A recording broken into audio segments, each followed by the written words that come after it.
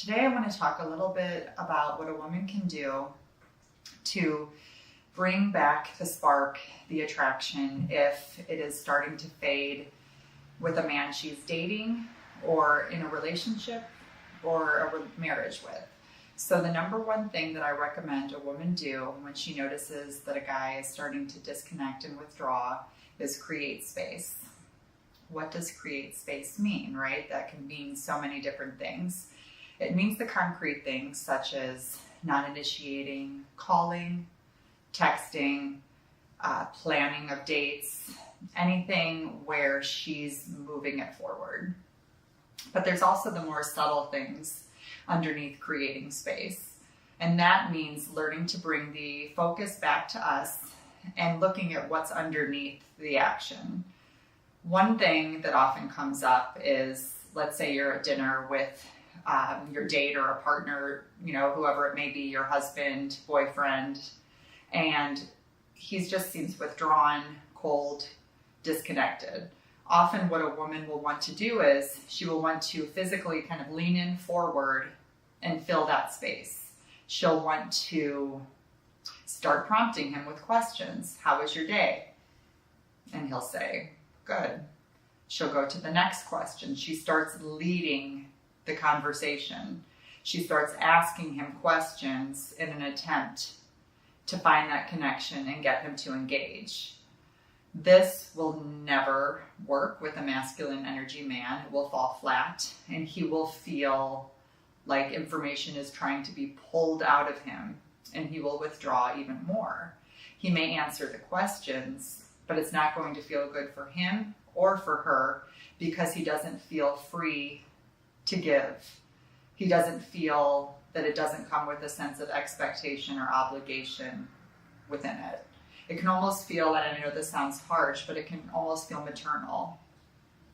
What we want to do when there is that distance or withdrawal or disconnection is completely create that space by physically leaning your body back, grounding your feet maybe into the ground, bringing some awareness to your breath. If you're in a restaurant or something, looking around, taking in the ambiance, people watching, whatever it may be, but not fill in that quiet space that can feel so uncomfortable. I know that we want to just not have that quiet space. We just want to have conversation going. Yet I strongly recommend just to feel into that quiet space and don't initiate conversation. Don't fill it up. And I remember when I healed my relationship, we would sit there so quietly in a restaurant. And once I learned a lot of the tools that I'm talking about with you, I sat there quietly and it would feel unnerving. I would, have my feet grounded. I would be focusing on my breath. I would be focused on anything but the quiet at the table. And I would be thinking to myself, is he going to talk, or is anything going to happen, or are we just going to eat dinner in silence? And sure enough, he did talk. He started with, how was your day? And then I returned that question, because the difference with returning a question is it's not a leading energy. You're having a conversation at that point. You're not pulling or prompting for information. And over time, as I was able to reconnect to my feminine energy and just allow that space to be, he slowly continued to step up and move things forward because he felt free to do it. It didn't feel like something he had to do. It didn't feel filled with expectation or obligation, or like I would be crushed if he didn't do it. It's in a masculine energy man's DNA to be the one choosing and to be the one picking and deciding.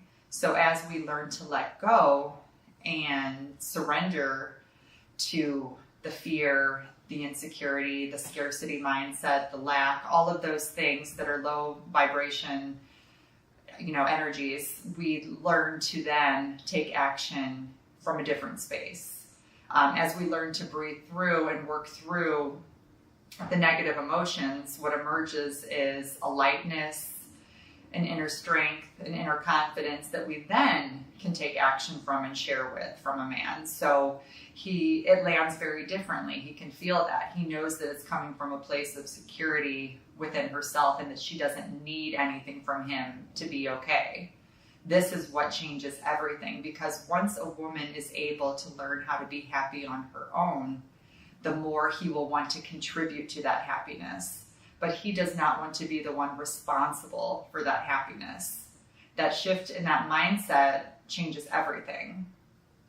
I hope this is helpful to you. The other thing, the second step that I want to just talk about is, and it kind of goes along with this, is how we start working on that is getting the focus 100% on ourselves. This means we're no longer in his head dissecting what he's thinking or feeling, or calling a friend saying, what did this mean? We don't know what he's thinking unless he tells us. So there's really no point in trying to decipher that or spend hours micromanaging his brain, right? He can feel that on an energetic level. So I always recommend to women, get the focus back on you. What did you do before you were so fixated on this man? Did you do yoga? Did you go to cafes and write? Did you go take walks in nature? Did you spend time with friends? Bring yourself back to that person that he fell in love with or that he was drawn to. And I promise you that he will feel that shift. He will then have the space he needs, because masculine energy men fall in love with space, whereas women and feminine energy fall in love through time spent together, through that connection. So in that space that we create by focusing on our own happiness and taking responsibility for it, he finds how he feels about you. And we haven't done anything to distort or manipulate it, so it's pure. And we allow him that space to move forward, to initiate and bring the love that he's capable of. When we create space, we get to truly see what he's capable of and if he's the guy for us. We're no longer trying to force it. And this is when it feels the best, because he felt free to give it. So you know it's really him. It's not something you demanded and then you'll second guess later wondering if he really wanted to. This creates a freedom for both the woman and the man that changes everything. If this resonates with you in your situation, please reach out to me. I would love to hear from you. Jen at jenmichellecoaching.com.